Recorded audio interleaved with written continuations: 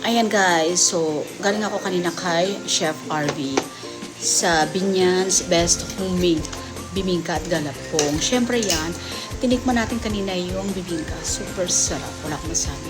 Tapos ngayon guys, titikman ko na naman itong Chef RV nila na Gourmet Crispy Dulong. Ayan.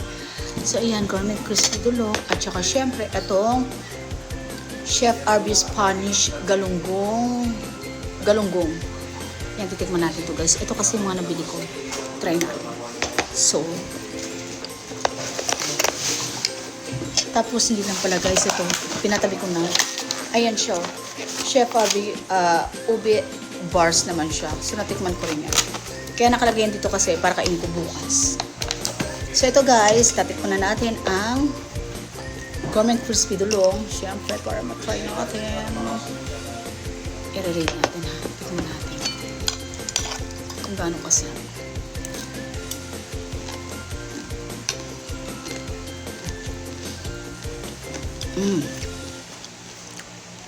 Crispy siya. Masarap. And then, ito naman ang galunggong. Chef Arby's din. Ang tigas. Ayun. Tikman natin. Ako lang makakain ito. Kaya okay lang kahit na ganyanin ko. Kasi ako lang kakain guys. Alam, tikman natin. Mahilig ako sa galunggong. Mga isda kasi yung kilala ko sa galunggong. Yun lang kinakain ko. Tsaka bangus dilis, tulingan. Pero yung mga ibang isda maliban sa sinabi ko, hindi na ako kumakain. Kasi hindi ko sila kilala at hindi sila nagpakilala. Tikman natin guys ang galunggong Spanish style. Spanish. Sarap. ¿Cómo estás? Ang sarap. I love it. Ang sarap. Yes. We can eat Spanish now. Dahil nakatikim ako ng Spanish, Spanish na ako. Nasa Spain na ako. Ayan.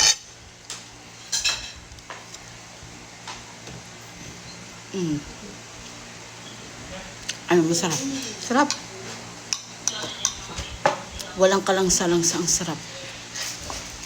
Sarap sobra, oh. Dahil ko nawala.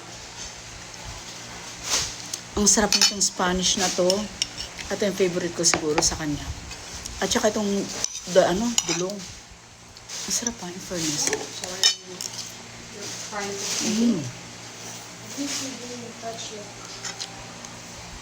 Promise, masarap.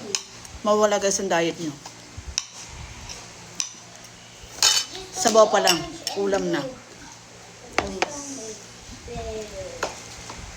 Ayan.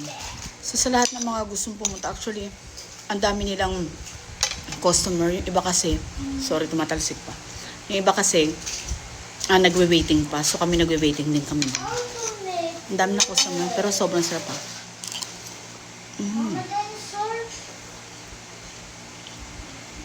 Sarap. Kahit ito pala mantika nito guys. Ayan pang kainin ko. Mapapawaw ka na. Mas masarap ito pag sobrang ahang. Pero depende kasi.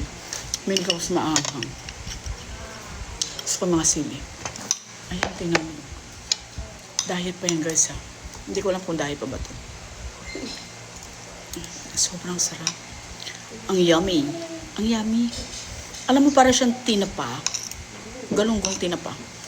Ganun na nga siya. Hindi parang galunggong tinapa. Pero wala kang makukuha ng tinik at saka walang langsa. Ito naman, crunchy. Sarap ng galunggong. Ito naman yung mga dilis.